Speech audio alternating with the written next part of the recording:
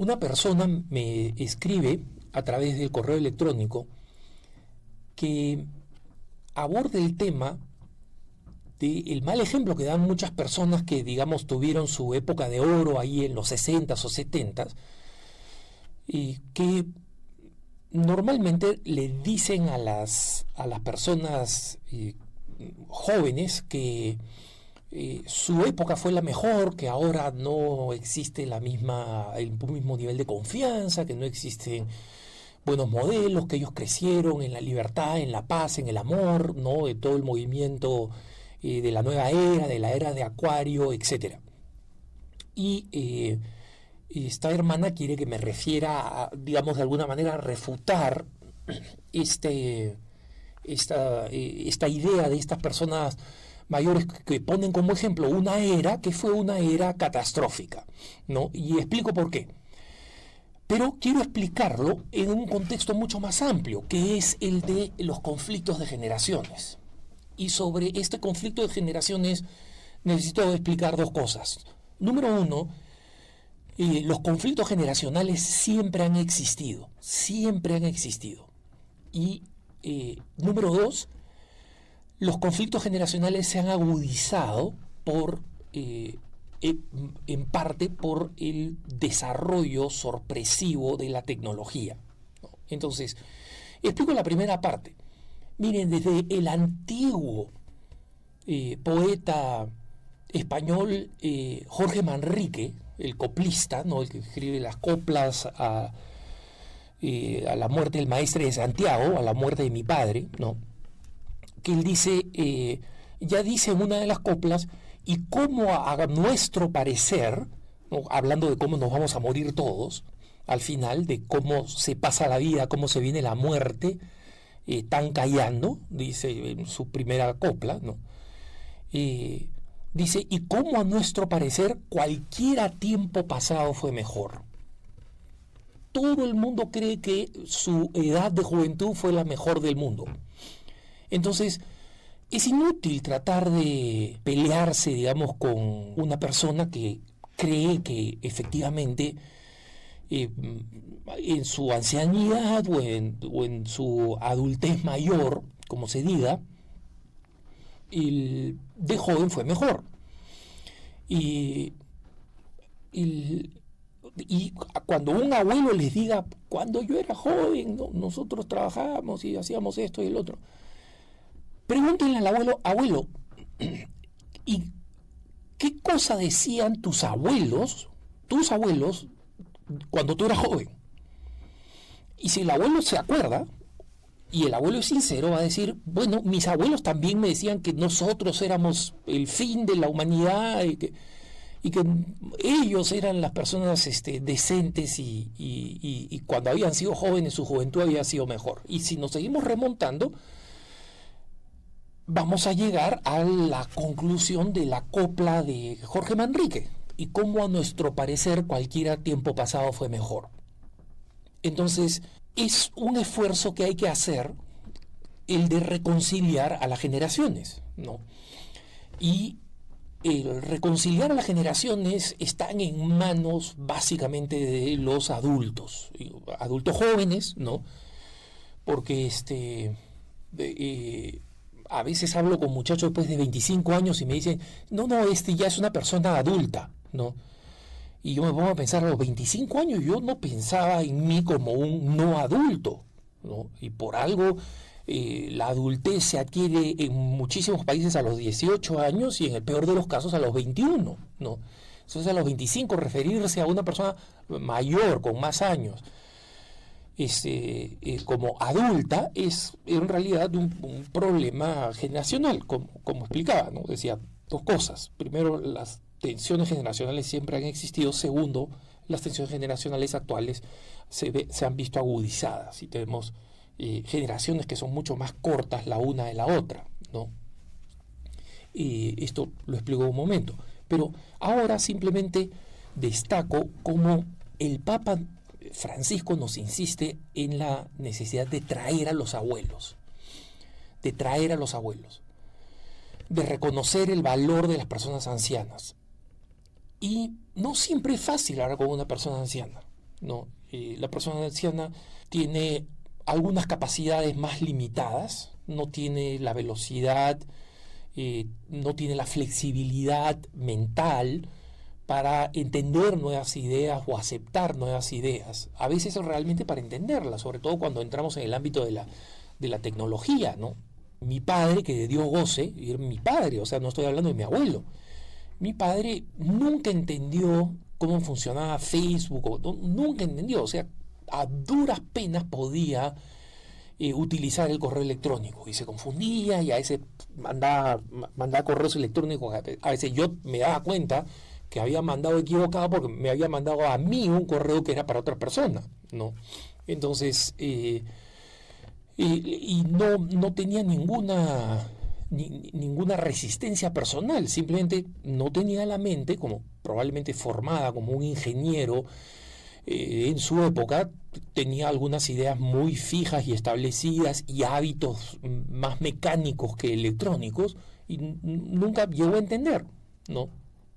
Entonces, solamente los adultos y los jóvenes conscientes son los que pueden ayudar a esta reconciliación generacional. Y para eso hay que entender el mensaje del Papa sobre este esfuerzo que hay que hacer para reconciliar a las generaciones. Porque esta hermana me dice, mira, cuando hablan de toda esta época, efectivamente la época de los boomers, ¿no? De los baby boomers, aquellos que nacieron entre el 50 y el 65 más o menos, ¿no? Para dar una idea general, estos baby boomers se llaman así baby boomers porque hubo un boom en Estados Unidos de nacimientos, ¿no? Después de la victoria de la guerra mundial, estos que volvieron de la guerra se casaron y tuvieron familias muy grandes. Entonces, cuando uno habla con personas en Estados Unidos que tienen 60 años, normalmente vienen de familias de 5 hijos para arriba, ¿no? 5 es el mínimo, ¿no? Y hay familias pues de 12, 14, 16 personas, ¿no? Y estos boomers fueron los que protestaron contra la guerra de Vietnam, los que comenzaron la campaña de paz y amor, son los que asistieron al concierto de Woodstock en Estados Unidos, son los que crearon la ropa modelo, entre comillas, unisex, o sea que hombres y mujeres vestían igual, ¿no? Con ropa similar, especialmente con los vaqueros, con los jeans, ¿no? Y luego son los que entraron en la época del consumo masivo, generacional de drogas, ¿no? Algo que no pasaba en la generación anterior, especialmente la marihuana, pero no solo, también el LSD, y que dieron rienda suelta al amor libre, a la legalización del aborto, es decir, a toda una cadena de situaciones que llevó a un comediante norteamericano en un artículo que escribió para la revista Time para decir, miren, por un segundo tuvimos al mundo tomado del cuello, pero después nos dejamos vencer por ese mundo y terminamos cediendo y estableciendo normas que cambiaron los valores de nuestra sociedad y nos hemos vuelto horribles, ¿no? ¿Por qué? Porque antes no existía la cirugía plástica y ahora, dice este comediante, tenemos 60 años y tenemos unos labios del tamaño de un zapato, ¿no? Porque, o sea, la cirugía plástica y en el afán de vernos sexualmente provocativos, nos hacemos monstruosos. Y él decía, físicamente nuestra generación parece una de esas generaciones de seres humanos cuyos cuerpos han sido capturados por alienígenas, no por extraterrestres, por lo feos que somos, ¿no? Lo mal hecho que tenemos las cirugías plásticas y la vanidad con la que vivimos. Entonces, no, la generación de los boomers ha podido tener algunas cosas positivas, pero definitivamente fue una generación muy importante en el proceso de decadencia cultural del mundo, no solamente de Estados Unidos. Los boomers son una generación norteamericana, pero algo parecido pasó también en Europa, y como sabemos, esas son generaciones que han tenido un impacto y una influencia universal, ¿no? porque fue la generación que vio y que ayudó a desarrollar las comunicaciones internacionales, las comunicaciones mundiales, los grandes creadores de Microsoft, del Internet, etcétera, son todos boomers, ¿no? Entonces, han hecho cosas buenas y cosas interesantes, pero por otro lado, es una generación que tiene un peso moral de, digamos, evaluación coeficiente negativo, ¿no? Entonces, pero eso no significa que hay que ni rechazarlos ni acusarlos, porque a nadie podemos culpar. Tú fuiste el que creaste esto. Simplemente, la mayoría de gente simplemente seguía la onda, pues, ¿no? Todo el mundo quería ser hippie, todo el mundo quería ser pelucón, todo el mundo quería pantalones vaqueros apretados arriba y con campana abajo en los zapatos, ¿no? Era una moda horrible para los que ven las películas de los 70s o de los 60s, el African Look y todas estas las chamarras de plástico que imitaban malamente imitado el cuero, ¿no? Y todas esas modas de las cuales hasta los boomers se avergüenzan. Pero lo importante es entender que este esfuerzo de reconciliación es un esfuerzo que le corresponde a todos los adultos jóvenes, de cada generación. Y como decía, el número 2 es que la tecnología ha creado abismos y en consecuencia generaciones, entre comillas, mucho más cortas.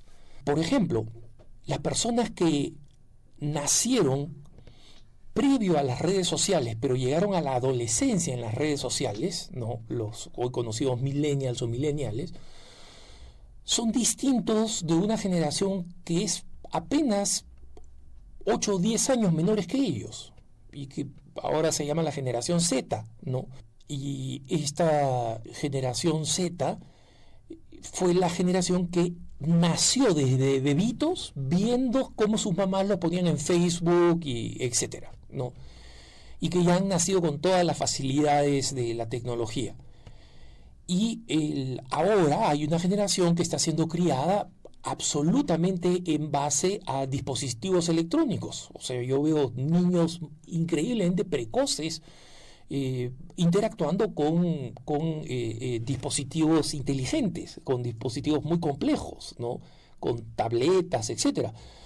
Hace poco me fui a una tienda a comprarle un camión de juguete a mi ahijado y vi un niñito que estaba sentado en el carrito de compras de la mamá y estaba dormido, completamente doblado hacia adelante.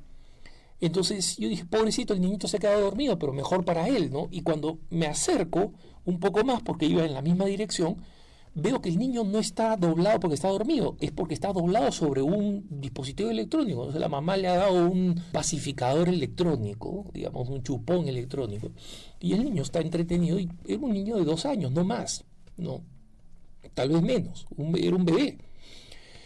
Entonces, eso, con todos los problemas que no vamos a mencionar ahora, porque ahora estamos hablando solamente del tema generacional, va a crear más diferencias generacionales entre segmentos de la población que no tienen mucha diferencia de edad entre el uno y el otro, por la velocidad con la que cambia la tecnología y en consecuencia con la velocidad con la tecnología con la que vamos a ser familiares, ¿no? Y esto es un desafío adicional, pero que no cambia la esencia del desafío. La reconciliación entre las generaciones y espacios como las parroquias y los movimientos para nosotros los católicos son ideales para que esa reconciliación se lleve a cabo. Que tengas un buen día.